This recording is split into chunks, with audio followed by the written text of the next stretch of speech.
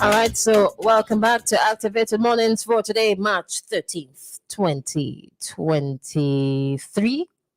All right, in studio we've got Dr. Gerald Thompson and yours truly, Christal, and we're live on Facebook and YouTube at WFM99 NCVG. Remember to follow us on all of the platforms that you are on, and if you're not on one and you're thinking of getting on another, then the first person I want you to share to follow WFM99 NCVG. That's Facebook, YouTube, TikTok, Twitter, and Instagram. So we're talking about National Heroes Day that's coming on tomorrow. And before we took the break, Dr. Thompson was going to share something concerning the Garifuna conference, the 10th Garifuna conference that took place last week over a 3-day period ending on Saturday. And Doc, you were present. Yes. You were very present. I was very present, but I wanted to be there. Yeah, that's good. That's good. I wanted to be there. So how was it? And I wasn't there all the time. When I left, I missed out on a couple of things, but I got the gist and I wasn't able to listen. Like you, I wasn't able to listen all the time to the parts that I missed. But there were some highlights. Various presentations, brilliant film that had actually been aired by Ackley Alton. Right. I looked at that. Yes. I looked at that. Yes, interesting. Very interesting. I will stay in touch with him, and I feel that there needs to be more work like this. Yeah, right? Indeed. I agree with you. Be more work like this, more funding of work like this, because this is the only way it is going to change things. Now, yesterday, I was listening to my good friend, Miss Harold, call in during the time the Prime Minister was on. And she typifies a thinking among some Vincentians that the Garifuna is something that was made up. Or maybe they did exist, but a handful of them would have maybe caused some trouble and then were shipped away and so forth. And I want to say that they essentially are the core of our existence. Let me explain this. That yellow Caribs, as we call persons who may have come out of the Orinoco, of the Venezuela, Colombia, say along the Orinoco, and then migrated up. They had occupied St. Vincent. They had conquered the Arawaks, taken over, and then how it happened, whether shipwrecks of slave ships and so, and other individuals coming to St. Vincent, escaping Barbados and St. Lucia, over a period of 200 years, there was a massive growth of Black individuals who were mating with the yellow Caribs, and in terms of the numbers, they emerged what was considered as the Black Carib nation. It's said that there aren't really any indigenous yellow Caribs still existing, that everybody would have mixed and merged. And so the concept of the Black Carib is simply that of persons of African descent who also merged, mated, and mixed with persons of Amerindian to form a Black Carib. Now, the term Garifuna may have well emerged after they were exiled to Central America. But where did they come from? But in a census in 1844, they had detected that there were still almost 300 Black Caribs still in St. Vincent. In other words, not all the Black Caribs left. But the important thing is that most of us still have remnants of Black Carib and Carib blood in us. I am Garifuna.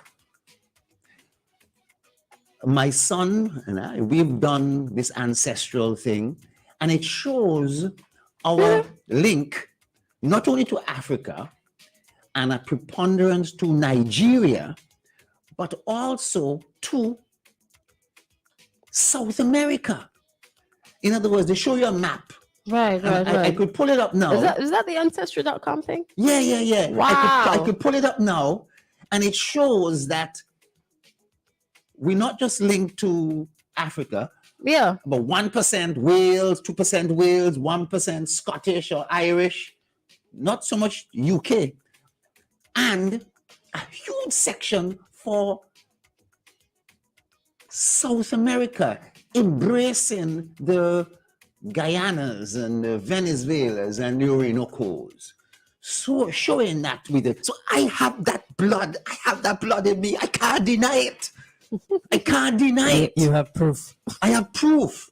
Now, that's DNA stuff. The thing is, It comes to something, man. the thing is that it was interesting. As an aside, I was in New York a few months ago, and I ran into a museum, and on a map, they had an ancient map of Africa from the 1500s.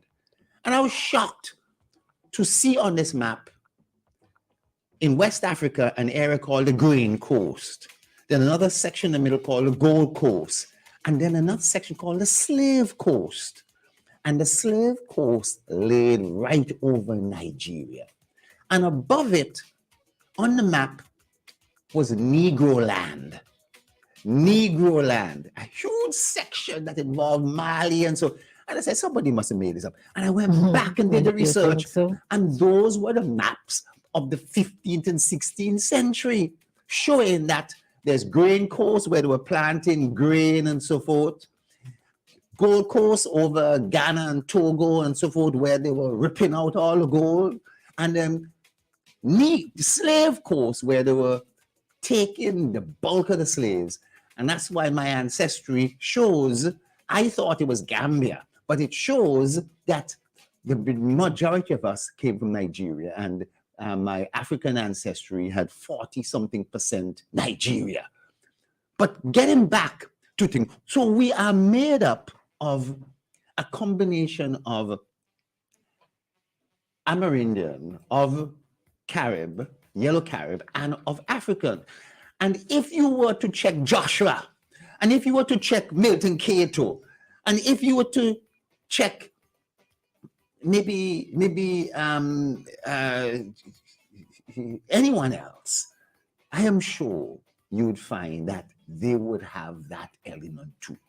Now, it makes me want to do it now.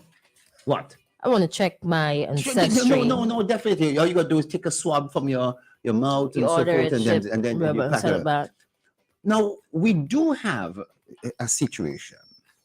When you said that Chatier died in 95, do you know Chatier may have died in He was killed. He didn't just die. He was killed. He was murdered.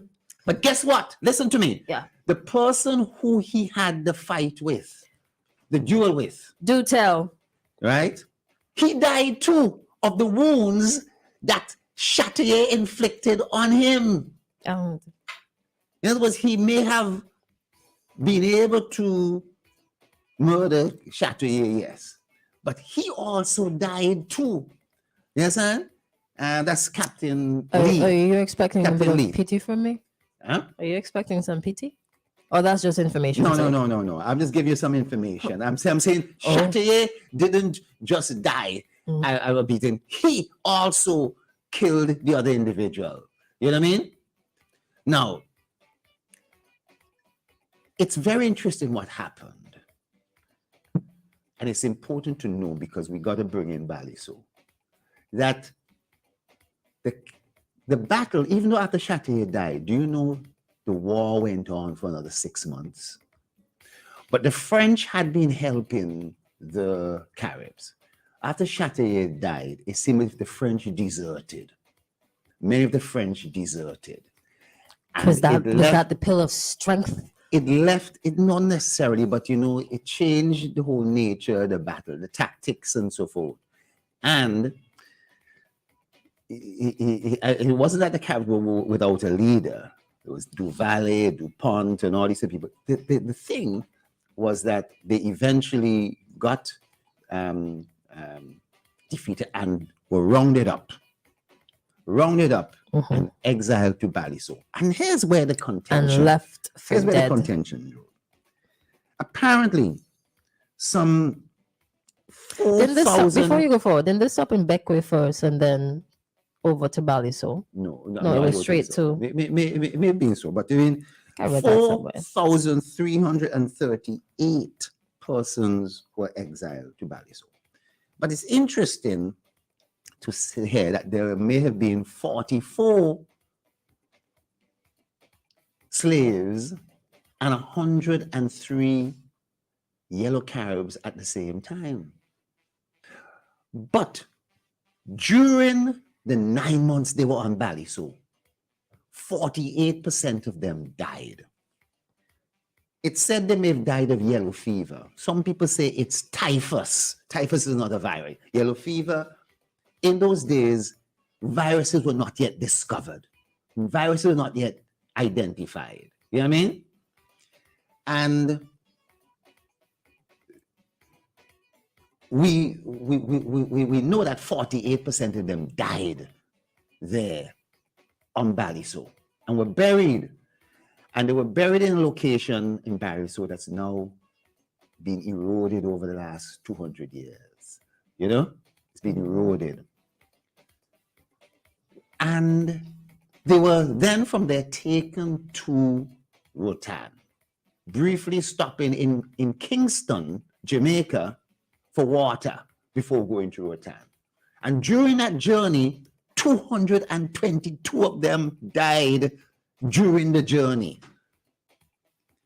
And it's fascinating how from Rotan, they migrated to mainland Honduras after 5 years, and from there to Dandriga and so.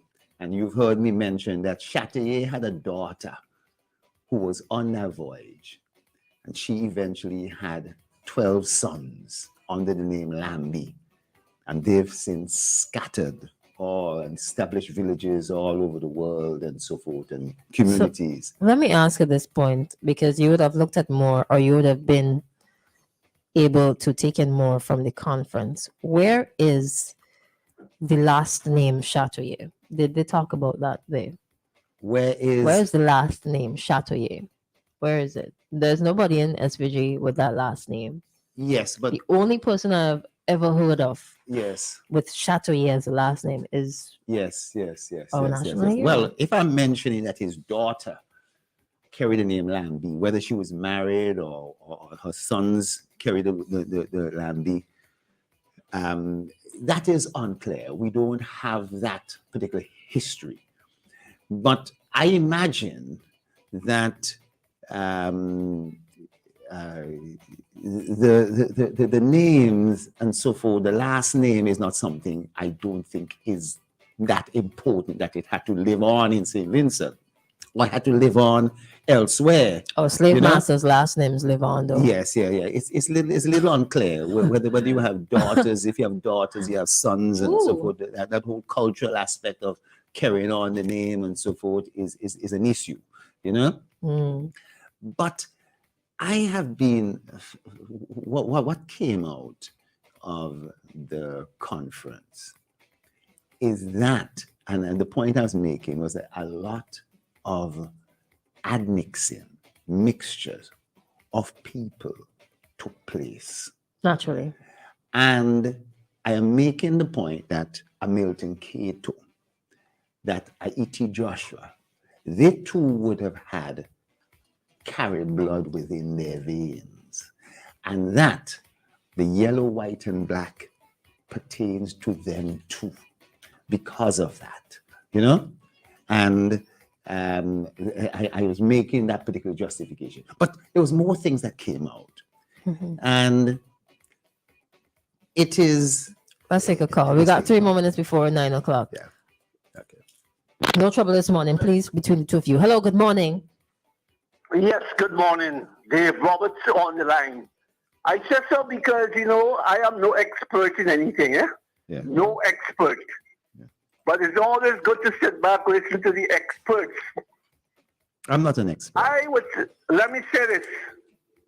I know for many years maybe before I born or since I was born, that my roots are in the indigenous people of this country. Yes. Caribs or whatever you want to call, whatever they call my people. Mm-hmm. But you've heard maybe 1,000 or maybe 1,000,000 stories of trying to, give a clear definition on so many things about the Caribs. Well, let me say, I said Caribs because when I come to my senses to what this is all about, is Caribs was the word.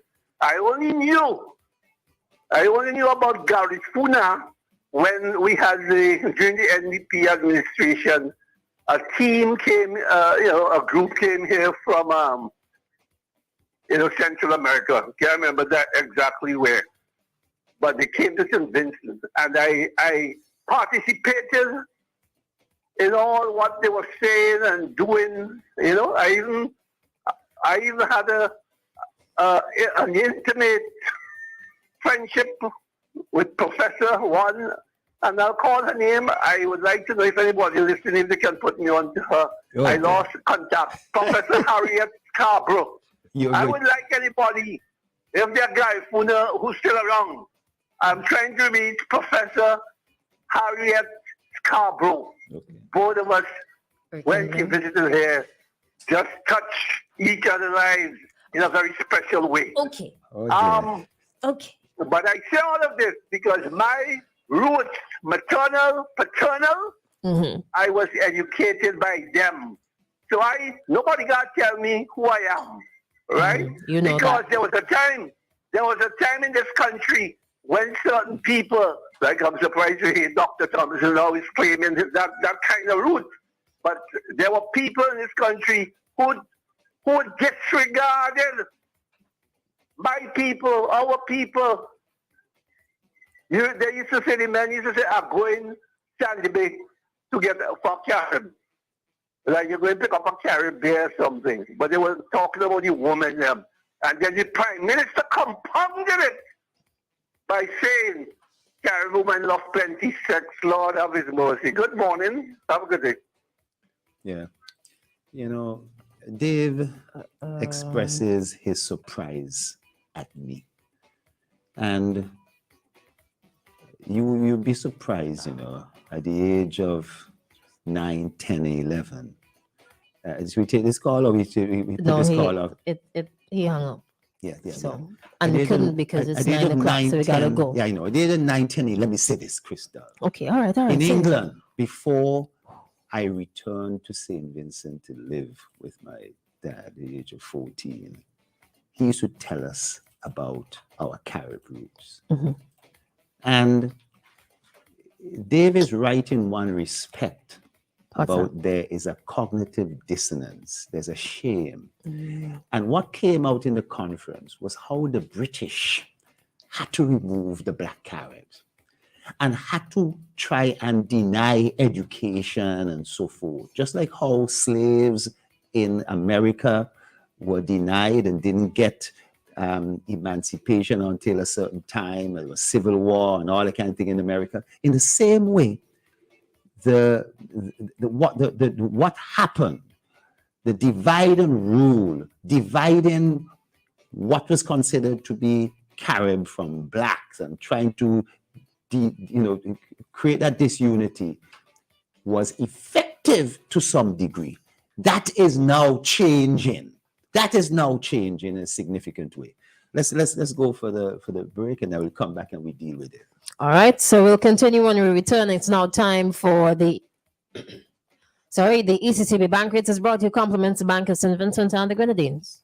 Brick by brick, piece by piece, building with technology, helping wealth increase, starting small, building the future, doing more every day, doing more together.